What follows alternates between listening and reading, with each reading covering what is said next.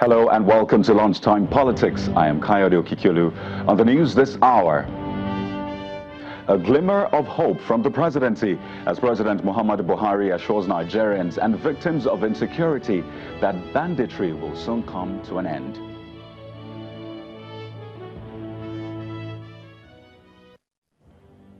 Human rights lawyer and activist Femi Falana joins civil society organizations and international observers on the need for the federal government to adopt the European Union recommendations for future elections in Nigeria.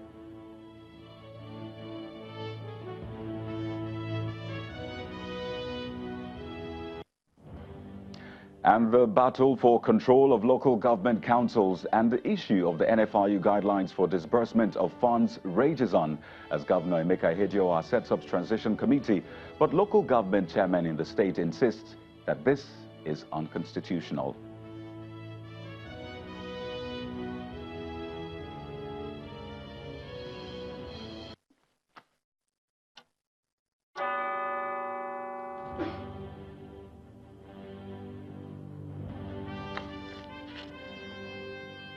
Welcome everyone to the program.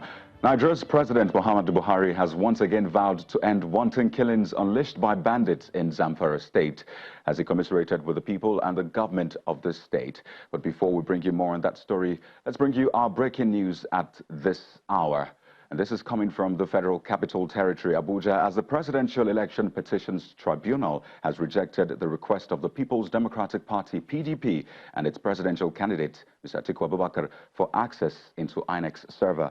The five-man panel unanimously refused the application on the ground that issues have been joined by parties on the existence or otherwise of the server. The judges say the tribunal cannot delve into those issues at the interlocutory stage. Now, before the ruling, counsel to President Muhammadu Buhari, the Independent National Electoral Commission, INEC, and the All Progressives Congress had kicked against the plea of the PDP and Alhaji Atiku Abubakar for access to INEC's server. Counsel to INEC had earlier told the tribunal at their previous sit-in that the commission did not transmit results electronically during the February and March general elections. Meanwhile, the tribunal has, however, continued with the pre-trial session and is now looking at the information sheets filed by parties. Well, we'll be joining our correspondent Amaka Okafor, who is in Abuja, in a moment. But let's move on to our other stories, and this is about security, which was our earlier story. Now, President Muhammadu Buhari has condemned the killings, and he stated that the bandits' attacks are callous and despicable. That's talking about the killings in Zamfara state. He also assured the people of the state, as well as other Nigerians who have lost loved ones to violent attacks, that his All Progressives Congress-led government will soon bring an end to the attacks.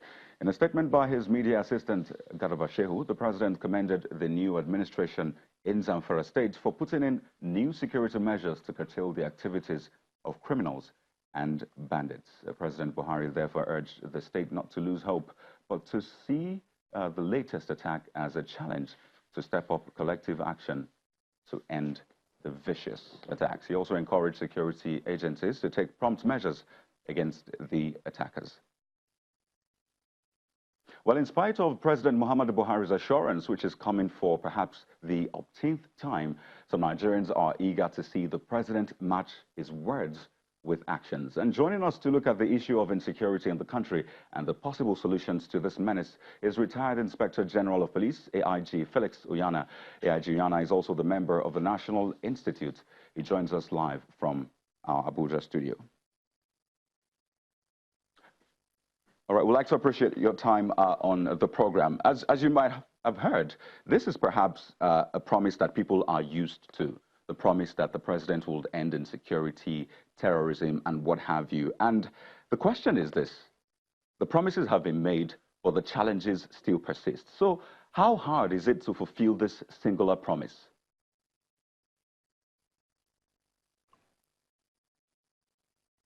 The promise can be fulfilled, but we have to take a look at both the short and long-term solutions to it.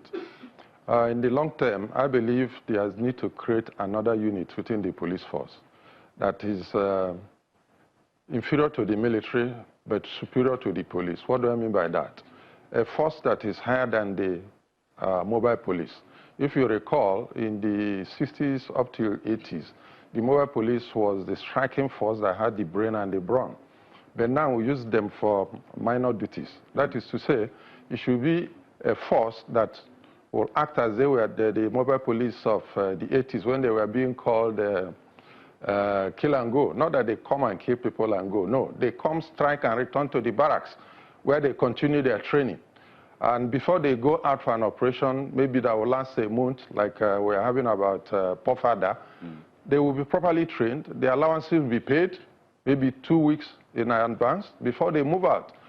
And there will be a timeline by which they will go out and perform that operation and come back. You can imagine in the 80s when they are going out for an operation, they are paid something like 500 naira, which at that point in time was a lot of money, almost equivalent to $500. Right.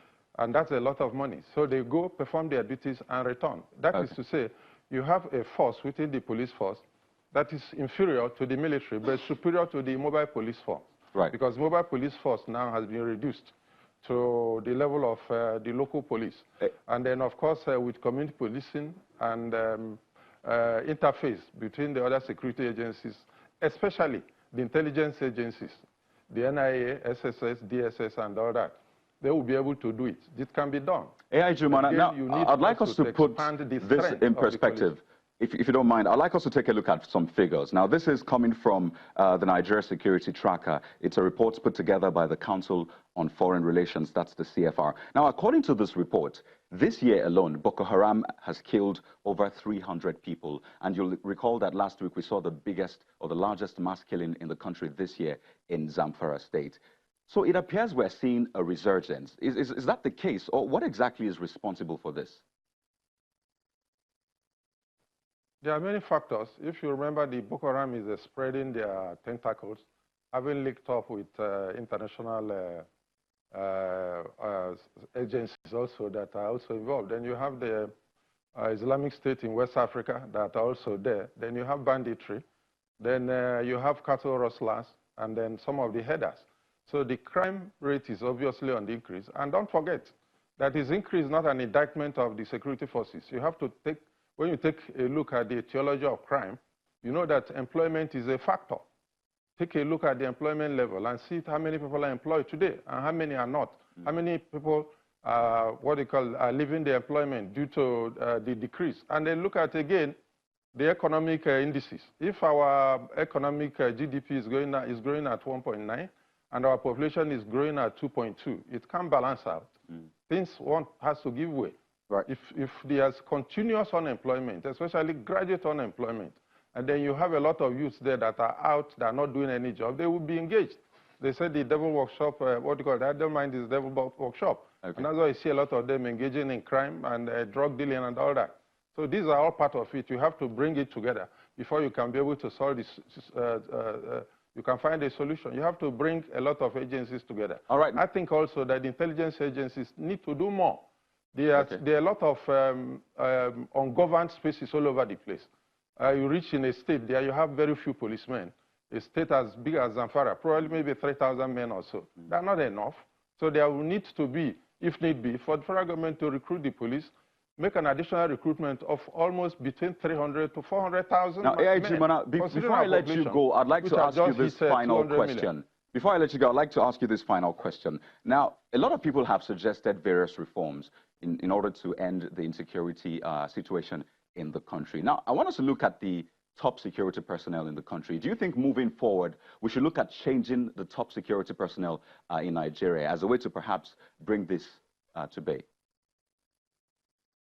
If I understand you well, if you are talking about a shake-up of the top hierarchy. That's right. That has already been done in the police, but I think they need to look at the other security agencies and then see whether they can inject some fresh blood there. Some of the people there have been there for 4 years, and every now and then we hear of renewal of 6 months or thereabout. The people are getting confused. Right. And there are a lot of other persons who have better trained, who can take over that job, who cannot be doing the same thing the same way and thinking to get a better result. Right. There's need to look for fresher brains, fresher hands, sharper minds that will take over from the current corps of top military cadres there. Okay. The police force have just effected a change, and you could see the breath of fresh air that the new IG has brought into the police force. Right. I'm in agreement there should be a check-up. All right. I would like to appreciate your time and your ideas. We've been speaking with retired Inspector General of Police, AIG Felix Uyana, who is also a member of the National Institute. Well, let's go back to our breaking story, and that involves the Presidential Election Petitions Tribunal, as we have reports that the tribunal has rejected the request of the People's Democratic Party and its presidential candidate, Atiku Abubakar, for access to INEC servers. So let's rejoin our correspondent, Amaka Okafor, who is live at the FCT. Hello, Amaka.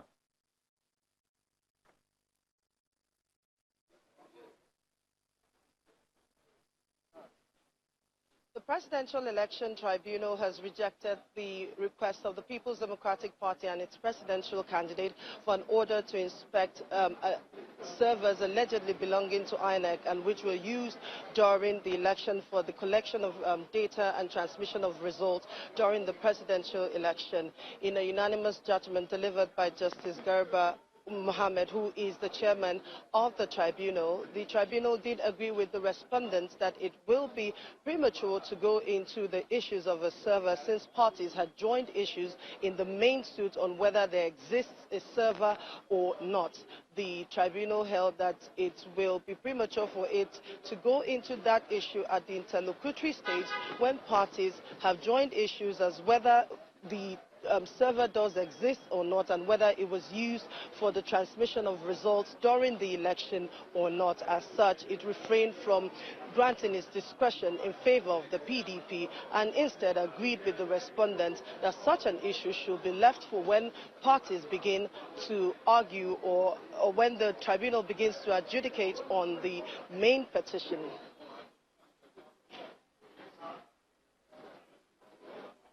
Well, thank you very much, Amaka. We'll definitely be expecting some more updates from you as they unfold. Let's move to other stories now. Human rights group, the SocioEconomic Rights and Accountability Project, SERAP, has made good its threat to sue the Code of Conduct Bureau, that's the CCB, over its claim that it could not disclose details of asset declarations submitted by successive presidents and state governors since 1999. The CCB had last week refused a Freedom of Information request by SERAP, insisting that the asset declaration form is private information and releasing it would offend the president and governor's right to privacy.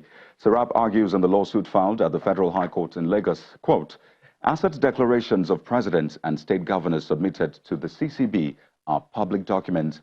Public interest in disclosure of the details of asset declarations sought by SERAP clearly outweighs any claim of protection of the privacy of presidents and state governors. End of quote. SERAP is seeking, among other reliefs, an order of mandamus compelling the CCB to release specific details of assets declarations submitted by successive presidents, vice presidents, National Assembly leaders, state governors, and deputy governors. The declarations made between 1999 and 2019 are to be published widely, including on a dedicated website. SERAP is also requesting for the release of information on those declarations found to be false and deemed to be in breach of the Code of Conduct for public officers. No date has been fixed for the hearing of the suit. Human rights lawyer Mr. Femi Falana has criticized the attention the federal government is paying to the report on the 2019 general elections, which was submitted by the European Union election observers. The senior advocate of Nigeria expresses his displeasure in a statement where he says the report of the EU is being celebrated by all stakeholders, including the media. He points out that while the reports of the local monitors have been ignored by the federal government and stakeholders, many people are advising the federal government to adopt the EU report in its entirety.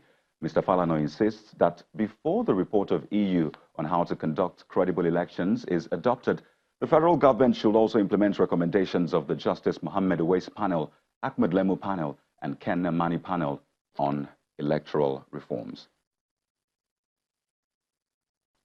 We'll be talking about this report and recommendations in a moment. And to do that with us, we have the Secretary General of the Inter-Party Advisory Council, Mrs. Georgina Dapopo, who joins us live from Abuja to take a look at these recommendations. But that's right after the break. We'll also be bringing you reports as Governor of Imo State, Emeka Ihedioha, sets up transition committees in place of local government chairman.